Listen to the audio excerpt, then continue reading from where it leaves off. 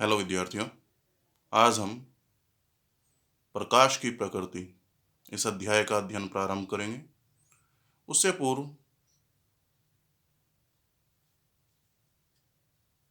प्रकाश के परावर्तन और अपवर्तन पर आधारित जो कुछ प्रश्न हैं वो और देखेंगे। चलिए प्रारंभ करते हैं। सबसे पहले ये प्रश्न ले रहे हैं हम लेंसों के संयोजन से संबंधित। दो लेंस दिए गए हैं, एक की क्षमता +5 डायोप्टर है और दूसरे की क्षमता -8 डायोप्टर है। इन दोनों लेंसों को परस्पर संपर्क में रखकर एक संयुक्त लेंस बनाया गया है। तो पूछ रहा है कि संयुक्त लेंस अभिसारी होगा या अपसारी। आप ऐसे कह सकते हैं आपका उत्तल लेंस होगा या अवतल लेंस। ठीक है, तो लेंस की क्षमता को दर्शाते हैं P से। तो P1 +5 डायोप्टर, P2 -7 डायोप्टर। बनने वाले संयुक्त लेंस की क्षमता P ये बराबर हो जाएगी P1 + P2। चिन्ह सहित हम मान रखेंगे 5 डायोप्टर -7 डायोप्टर, तो ये बराबर आ जाएगी -2 डायोप्टर। आपको बताया था कि अगर लेंस की क्षमता धनात्मक है तो वो उत्तल लेंस होगा यानी कि अभिसारी होगा, और अगर ऋणात्मक है तो यह अवतल लेंस होगा यानी कि अपसारी होगा। ठीक है, अगला प्रश्न देखते हैं। एक पतले अभिसारी कांच लेंस, इसका अपवर्तनांक दिया है Ng से दर्शा रहे हैं 1.5, और ये वायु के सापेक्ष है। वायु के सापेक्ष कांच का अपवर्तनांक की शक्ति +5 डायोप्टर है, और यह लेंस अपसारी लेंस की भांति व्यवहार करेगा या करता है, जिसकी फोकस दूरी 100 सेंटीमीटर होती है यदि इसे μL अपवर्तनांक के किसी दर में डुबोया जाता है। तो μL का मान आप ज्ञात करिए, ये प्रश्न है। तो हमें दे दिया कि वायु के सापेक्ष कांच का अपवर्तनांक 1.5 है, जिसको हम इस तरह लिख सकते हैं 3/2, और साथ ही साथ हमें दिया है कि इस लेंस की शक्ति 5 डायोप्टर है। तो मैं Pg से दर्शा रहा हूँ इसके, ये किसके बराबर है 5 डायोप्टर। हम चाहे तो इसकी फोकस दूरी निकाल सकते हैं, वायु में फोकस दूरी इस ग्लास के लिए या कांच के लेंस के लिए मैं Fg से दर्शा रहा हूँ। हम जानते हैं F बराबर किसके होता है 1/P मीटर में। ठीक है, अगर हमें दूरी जो लेते हैं वो सेंटीमीटर में लेते हैं, क्योंकि यहाँ पे सेंटीमीटर में दी गई है, तो मीटर को हम सेंटीमीटर में चेंज करते हैं तो ऊपर 100 आ जाता है, यानी कि F बराबर किसके आ जाता है 100/P सेंटीमीटर में। ठीक है, तो यहाँ पे 100/5। ठीक है, और जब हम इसको डिवाइड करेंगे आ जाएगा 20 सेंटीमीटर। ठीक है, इसके बाद अगली स्थिति कि जब इसको किसी दर में डुबो दिया जाता है तो इसकी जो फोकस दूरी होती है वो 100 सेंटीमीटर हो जाती है, और ये अपसारी लेंस की भांति व्यवहार करता है यानी कि अवतल लेंस की भांति व्यवहार करता है। तो अब नई फोकस दूरी दर्शा रहे हैं FL, ये बराबर किसके -100 सेंटीमीटर। अब ये कह रहा है कि इसका अपवर्तनांक ज्ञात करिए। आप NL से दर्शा सकते हैं या μL से दर्शा सकते हैं, बात एक ही है। ठीक है, इसका अपवर्तनांक ज्ञात करना है। ठीक है, तो किसी दर में डूबे गए लेंस के लिए जो फोकस दूरी का सूत्र होता है वो ये होता है, आप ध्यान रखेंगे। FL बराबर यानी कि उस दर में लेंस की फोकस दूरी ये किसके बराबर होती है ANG, यानी कि U के सापेक्ष जो कांच का लेंस है उसका अपवर्तनांक -1/LNG, यानी कि लिक्विड के सापेक्ष उस कांच के लेंस का अपवर्तनांक -1।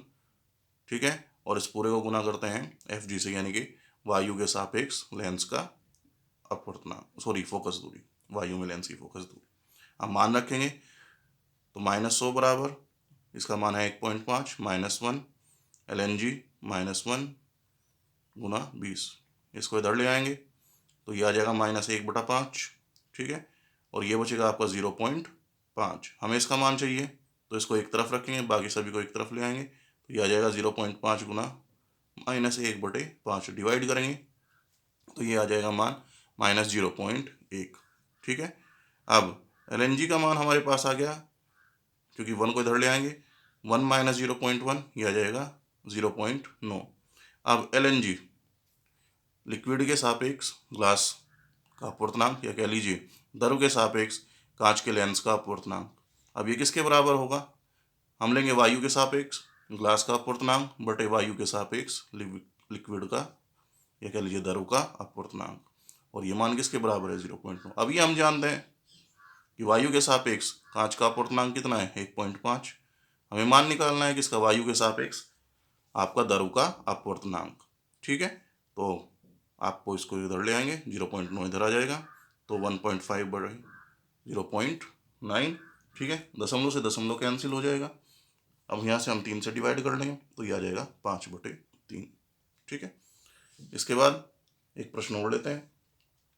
कह रहा है एक प्रिज्म का अपवर्तन कोण ए है जिसका अपवर्तनांक cot a/2 है, तो न्यूनतम विचलन कोण ज्ञात करिए। हम जानते हैं किसी प्रिज्म के लिए अपवर्तनांक n बराबर होता है sin a + del m बटे 2 बटे sin a/2। अब हमें यहाँ पे n की वैल्यू दे दी है, n कितनी है cot a/2, और अपवर्तन कोण या एक तरह से कह लीजिए प्रिज्म कोण a ही है, ठीक है। तो cot a/2 किसके बराबर हो जाएगा, sin a + del m बटे 2 बटे sin a/2। तो हमें del m की वैल्यू ज्ञात करनी है, ठीक है। तो हम cot a/2 को इस तरह लिख सकते हैं cos a/2 बटे sin a/2, ये बराबर आ जाएगा sin a + del m बटे 2 बटे sin a/2, ठीक है। अब यहाँ पे sin a/2 से sin a/2 कैंसिल हो जाएगा, तो cos a/2 ये बराबर आ जाएगा sin a + del m बटे 2, ठीक है। अब cos a/2 अब ये साइन की फॉर्म में है तो इसको हम cos की फॉर्म में चेंज करेंगे, तो हम जानते हैं cos 90 - थीटा sin थीटा के बराबर होता है।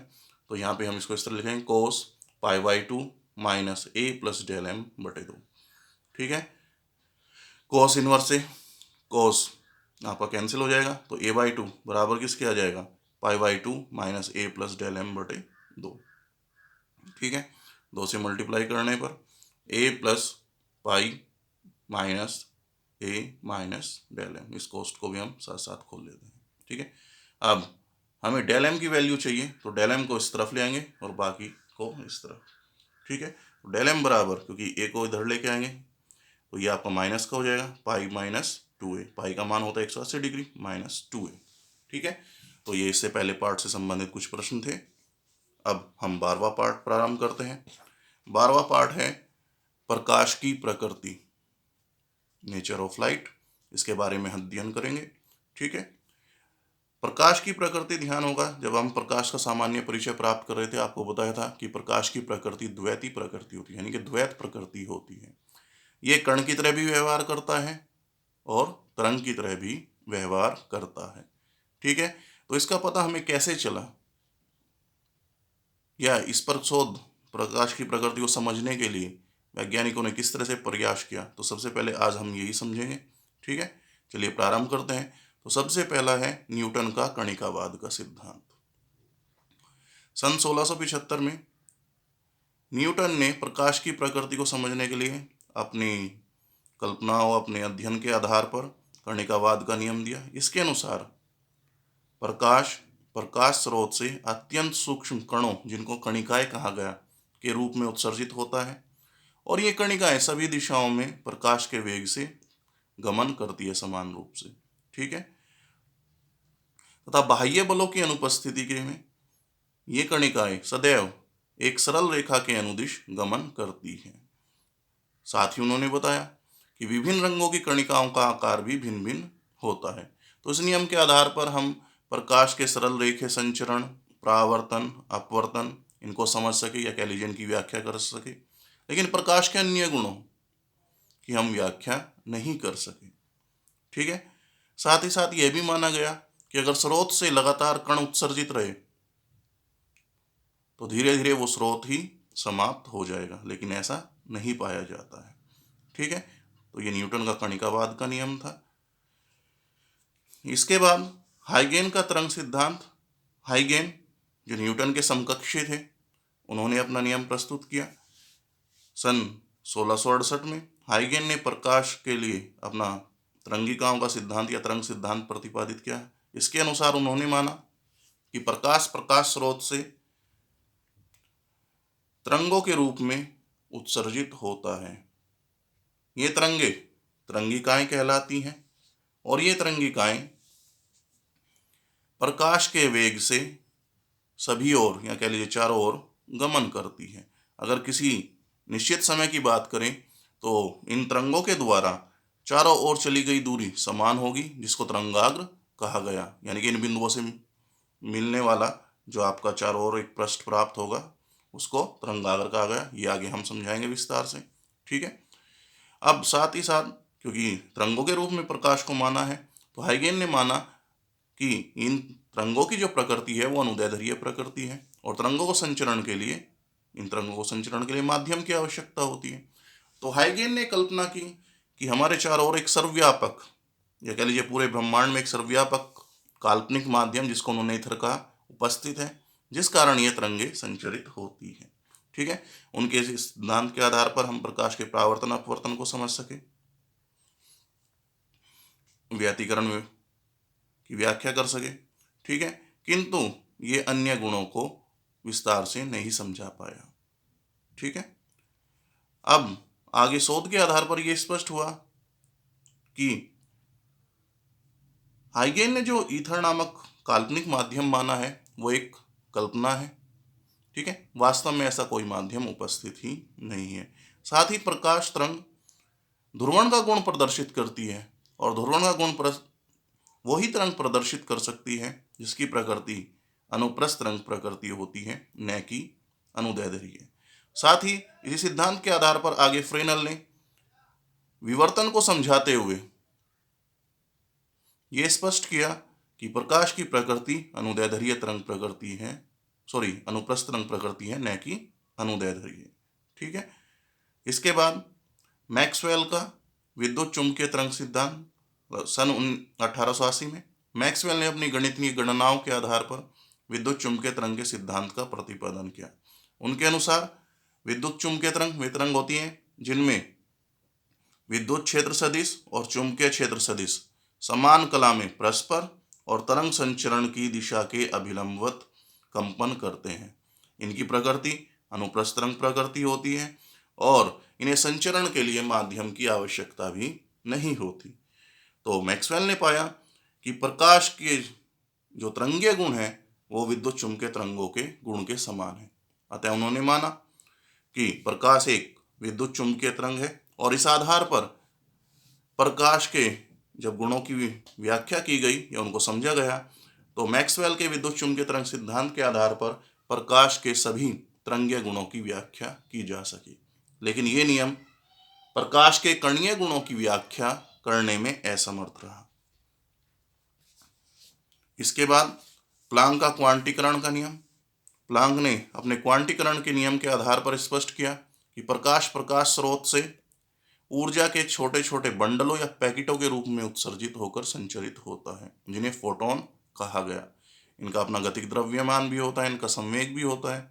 ठीक है, और फोटोनों की ऊर्जा को हम E बराबर एच न्यू या E बराबर कह लीजिए एन एच न्यू, जहाँ पे एन एक नंबर होता है, पूर्णांक, ठीक, के रूप में समझाया गया या प्रदर्शित किया गया। ठीक है, तो इस नियम के आधार पर हम प्रकाश के सभी कणीय गुणों को समझ सके या उसकी व्याख्या कर सके, किंतु ये नियम तरंगीय गुणों को नहीं समझा सका। आधुनिक नियम तो हम जानते हैं कि कोई भी नियम प्रकाश के सभी गुणों की स्पष्ट व्याख्या नहीं कर सका, किंतु मैक्सवेल के नियम ने तरंगीय गुणों के और प्लांक के क्वांटीकरण के नियम ने कणीय गुणों की व्याख्या की। इस आधार पर यह माना गया कि प्रकाश में दोनों ही गुण विद्यमान होते हैं, यानी कि तरंगीय भी और कणीय भी, यानी कि प्रकाश की प्रकृति द्वैत प्रकृति होती है। तो इस आधार पर यह माना गया आधुनिक नियम के अनुसार कि प्रकाश स्रोत से ऊर्जा के छोटे छोटे बंडलों या कह लीजिए पैकेटों, जिनको हम फोटोन भी कहते हैं, के रूप में सतत रूप से उत्सर्जित न होकर विविक्त रूप से उत्सर्जित होता है। और ये फोटोन किससे बने होते हैं? ये तरंगों के अध्यारोपण से, यानी कि कोई भी फोटोन माध्य आवर्ती की समीपवर्ती अनंत तरंगों के अध्यारोपण से निर्मित होता है।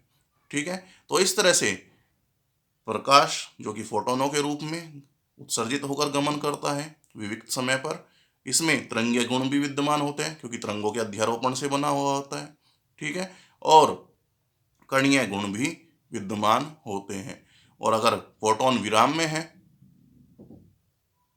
तो इसका जो गतिक द्रव्यमान होता है वो शून्य होता है।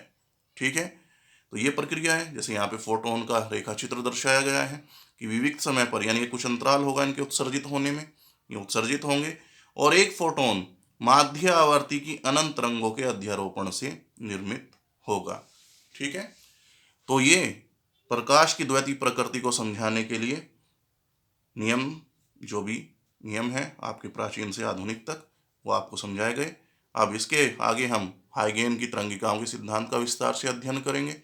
उसके आधार पर प्रकाश के परावर्तन और अपवर्तन को समझेंगे। आज के लिए इतना ही। धन्यवाद।